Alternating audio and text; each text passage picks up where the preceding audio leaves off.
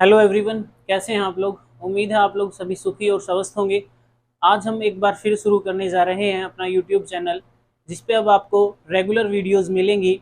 और आज सबसे पहली वीडियो हम बनाने के लिए जा रहे हैं क्लास 10th की, चैप्टर नंबर 3, जिसका नाम है linear equation in two variable.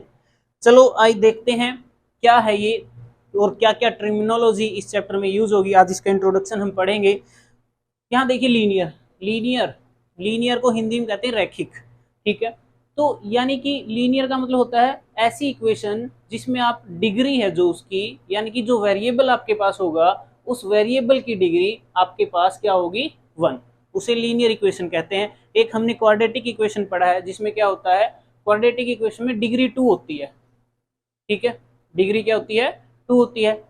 तो यहाँ पे देखो, अब यहाँ 2 वेरिएबल की बात है। अगर वेरिएबल की बात 2 है तो सबसे पहले ये पता होना चाहिए वेरिएबल क्या होता है। तो वेरिएबल को जनरली हम X, Y, Z, U, V, W, ठीक है, इनसे हम जनरली डिनोट करते हैं वेरिएबल्स को। ठीक है, तो 2 वेरिएबल, अगर हम कोई इक्वेशन लिखते हैं, जैसे अगर मैं इसकी कोई जर्नल इक्वेशन लिखना चाहूँ तो मैं यहाँ एक जर्नल इक्वेशन लिख देता हूँ, जैसे A X plus B Y plus C is equal to 0। जब भी हम 2 वेरिएबल की बात करेंगे तो ये जर्नल इक्वेशन लिखी जाती है 2 वेरिएबल में। और इस जर्नल इक्वेशन में फिर ये ए क्या है, बी क्या है, ये सी क्या है, इनको भी डिफाइन कर लेते हैं। जो ये ए है, ये ए आपका क्या होगा, coefficient of X. A coefficient of X. And Y क्या होगा, बी क्या होगा, बी होगा आपका कोफिशिएंट ऑफ वाई। और सी क्या होगा फिर आपका, सी सी होगा कांस्टेंट ट्रम। ठीक है दोस्तों, तो ये कांस्टेंट ट्रम मतलब कोई रियल नंबर हो सकता है, 1 2 3, कोई भी real number, any real number. और ए बी सी ये क्या है, कोफिशिएंट ऑफ एक्स वाई। तो ये जनरल इक्वेशन है। अब इसी में हम क्या करते हैं, ग्राफिकली रिप्रेजेंट करते हैं। अब तक हमने देखा भाई, एक इक्वेशन लिख दी, 2 वेरिएबल, यहाँ पे ये कांस्टेंट हो गया। और ये जो ये x है, जहां ये मैं राउंड कर रहा हूं, इनको सर्कल कर रहा हूं, तो ये x और y ये क्या है, वेरिएबल है। इसे कहते हैं 2 वेरिएबल, जिसमें 2 वेरिएबल यूज हों और उन दोनों वेरिएबल की डिग्री है ना, दोनों वेरिएबल की डिग्री। अगर यहाँ पे आप देखोगे वेरिएबल की डिग्री, तो यहाँ भी x की डिग्री 1 है और y की भी डिग्री 1 है। तो इसलिए हम बोलेंगे इसको लीनियर इक्वेशन इन 2 वेरिएबल। ठीक है, अब देखो कोई भी इक्वेशन, अगर एक मैं इक्वेशन लिख लेता हूं, जैसे मान लिया मैंने एक इक्वेशन लिख ली, 2x plus 3y plus 5 is equal to 0। ये इक्वेशन लिख दी, जो ये इक्वेशन है। अब अगर इसको हम देखो, इसमें देखें भाई, पूछेगा सबसे पहला क्वेश्चन यही बनेगा कि भाई कोफिशिएंट ऑफ एक्स लिखो, coefficient of X and Y लिखिए। तो हम ऐसे लिखेंगे, यहाँ 2 लिख दिया, यहाँ लिख देंगे कोफिशिएंट ऑफ एक्स। तो कोफिशिएंट ऑफ एक्स क्या रहेगा आपका, जो एक्स के साथ मल्टीप्लाई में है ना, जो एक्स के साथ गुणा में है, उसको लिख दो। ठीक है, यहाँ फिर देखो आप कोफिशिएंट ऑफ वाई लिखोगे, ऐसे ही कोफिशिएंट ऑफ वाई। तो कोफिशिएंट ऑफ वाई में क्या करोगे, जो यहाँ वाई के साथ 3 चिपका हुआ, यहाँ भी 3 चिपका दो। ठीक है, फिर ये 5 है, अकेला है। ठीक है, तो ये सिंगल है तो सिंगल रहने दो इसको, क्योंकि ये जिसके साथ कुछ नहीं होता वो सिंगल ही होता है। ठीक है, और सिंगल का मतलब तो समझते ही आप लोग क्या होता है, कांस्टेंट। ठीक है, वो होता है कांस्टेंट। अब ये देखो भाई, कांस्टेंट मतलब जो वेरिएबल होते हैं ना, वेरिएबल का एक और मतलब होता है, वेरिएबल मींस आपकी जो वेरिएबल की वैल्यू है वो चेंज होती रहती है, वेरिएबल की वैल्यू, लेकिन कांस्टेंट की वैल्यू वो से हर जगह समान रहेगी, इक्वल रहेगी। ठीक है, तो ये हो गया। अब इसके बाद हम बात करते हैं, तो इसकी जरूरत क्या है, कहाँ हम इसको प्रयोग करेंगे इस चैप्टर में। तो यहाँ अब हमें 2 इक्वेशन दी होंगी जिनका हमें ग्राफिकल रिप्रेजेंटेशन करना होगा। तो ग्राफिकल रिप्रेजेंटेशन के लिए मैं एक सिचुएशन ऐसे बना लेता हूँ, छोटी सी। ठीक है, एक सिचुएशन, मान लिया कोई इक्वेशन है, एक इक्वेशन, ये लाइन है। ठीक है, ये प्लेन बना लिया मैंने।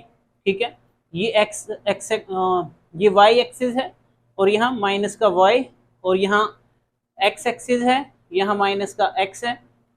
तो यहाँ देखो ये एक लाइन मैंने यहाँ बना दी ऐसे, ठीक है, एक दूसरी लाइन बना दी इस तरह, ठीक है। अब ये दोनों लाइंस यहाँ इंटरसेक्ट कर रही हैं इस पॉइंट पे, ठीक है।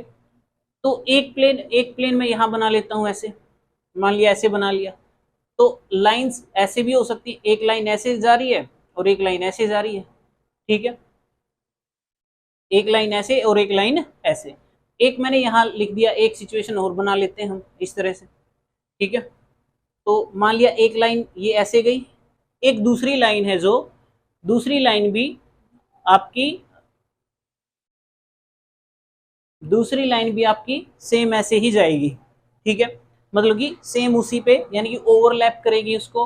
तो जैसे उसको ओवरलैप करेगी, अब जो ये लाइंस मैंने बनाई हैं इनका नामकरण करना होगा, ठीक है। नामकरण करते हैं ना हम, जैसे बच्चा पैदा होता है तब उसका नामकरण करते हैं, इसी तरह ये लाइन पैदा हो गई है तो अब इनका नामकरण भी किया जाएगा। तो इनका नामकरण जैसे देखो कैसे करते हैं भैया। अब देखिए ये जो लाइन है, मान लिया ये लाइन एल लाइन मान ली मैंने, ठीक है, और ये लाइन मान ली एम।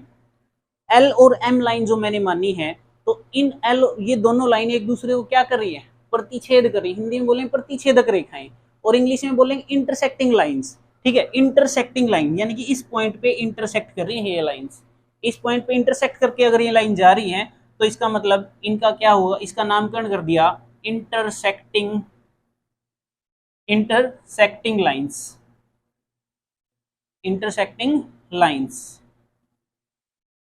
ठीक है। ये इंटरसेक्टिंग लाइंस होगी।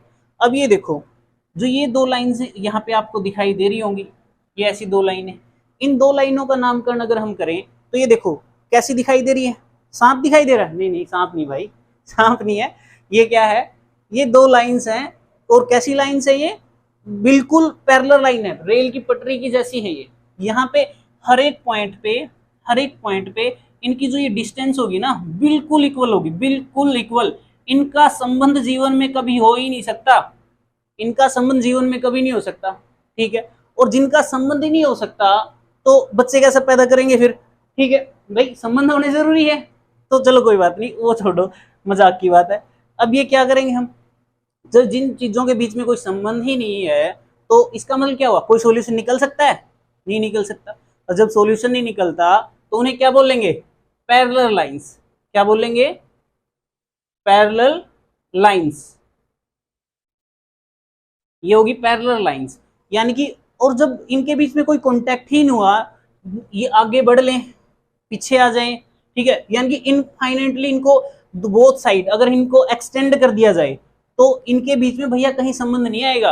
और जब कोई संबंध नहीं होगा तो ये पैरेलल लाइंस होंगी, और पैरेलल लाइंस होंगी तो इसका मतलब क्या होगा, नो सॉल्यूशन होगा, नो सॉल्यूशन, ठीक है। नो सॉल्यूशन मतलब कोई कॉन्टेक्ट नहीं इन दोनों के बीच में, तो नो सॉल्यूशन होगा। तो जैसे यहाँ इंटरसेक्टिंग लाइन थी ना, यहाँ पे एक पॉइंट मिल रहा था, इसका मतलब one solution, only one solution, only one solution, ठीक है।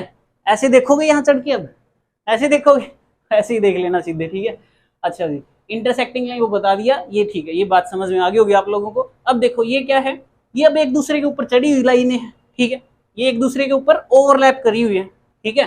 तो ओवरलैप कब करते हैं पता है आप लोगों को, चलो नहीं पता तो कोई दिक्कत नहीं है, ये देख लो ओवरलैप कब होगी लाइंस, ये लाइन जब हर एक पॉइंट, जब दो लाइनें आपके पास हैं और दोनों लाइनों के पॉइंट बिल्कुल इक्वल आ जाएं, बिल्कुल सेम आ जाएं, जैसे 0 0 1 1 2 2 -1 -1, मतलब कि एक x की वैल्यू रखो y की भी वही सेम आ जाए, तो तब क्या बोलेंगे हम उसको, तब हम बोलेंगे उनको कोइंसिडेंट लाइंस,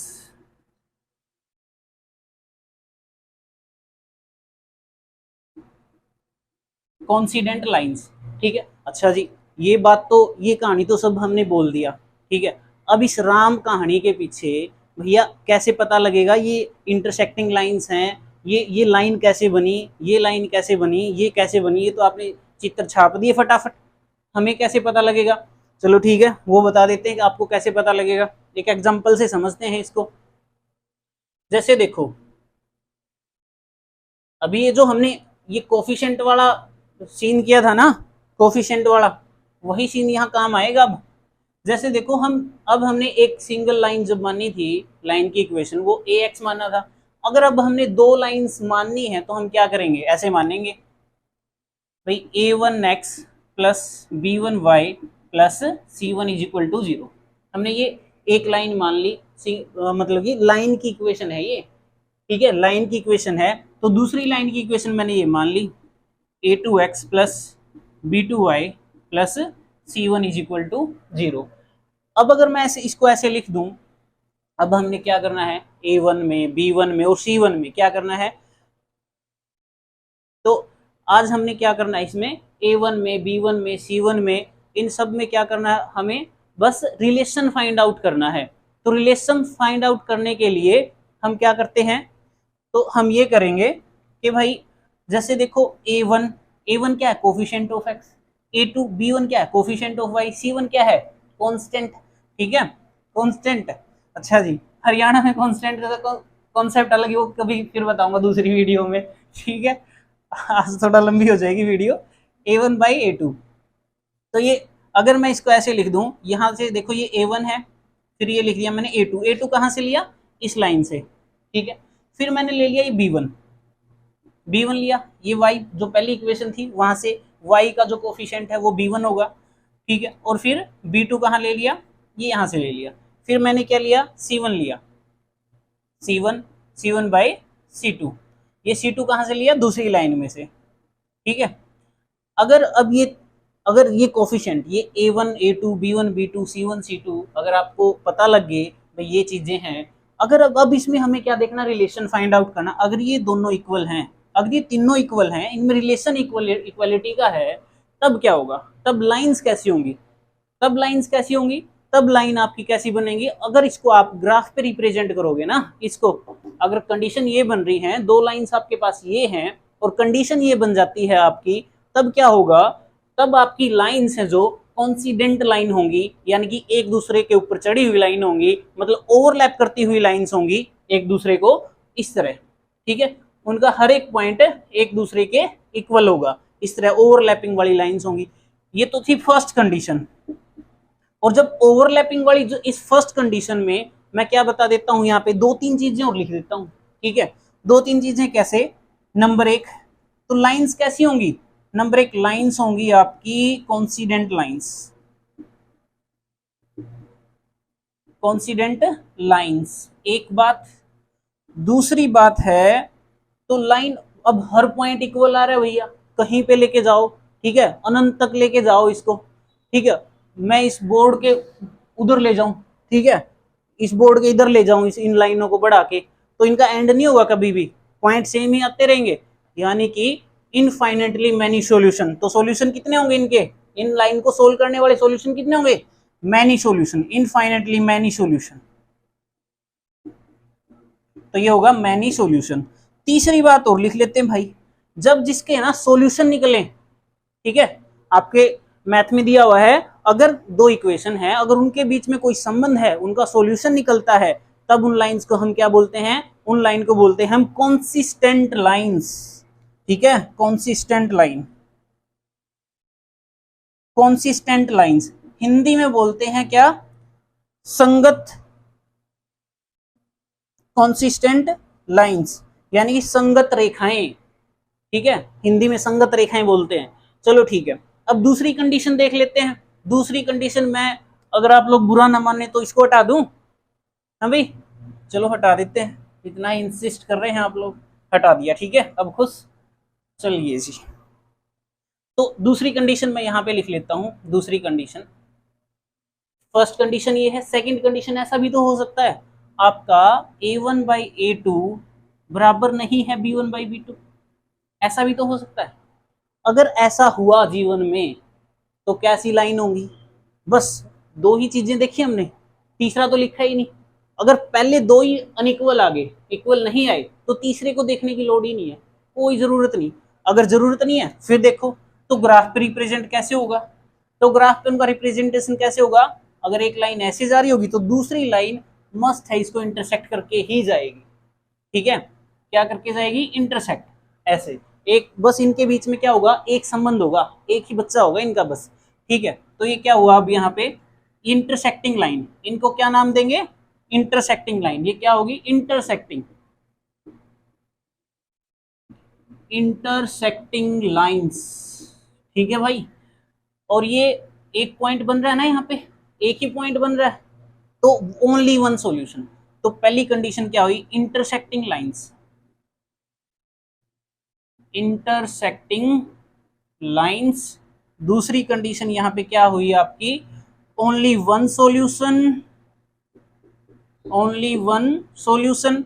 और तीसरी कंडीशन क्या होगी, अभी क्या बताया था, ये कॉन्सिस्टेंट लाइन, कॉन्सिस्टेंट कब होगी, लाइन कॉन्सिस्टेंट कब होगी, लाइन तब कॉन्सिस्टेंट होती हैं जब उनके बीच में कोई रिलेशन हो, जब उनका कोई सॉल्यूशन निकलता हो, तब कॉन्सिस्टेंट होती हैं लाइंस। तो ये यहाँ पे हम लिख देंगे कॉन्सिस्टेंट लाइंस। ठीक है, कॉन्सिस्टेंट लाइंस। तो ये कॉन्सिस्टेंट भी होगी, वन सॉल्यूशन होगा और इंटरसेक्ट करेंगे। दूसरी कंडीशन ये होगी। अब तीसरी कंडीशन देख लेते हैं। तो तीसरी कंडीशन क्या होगी, मैं तीसरी कंडीशन यहां लिख देता हूं।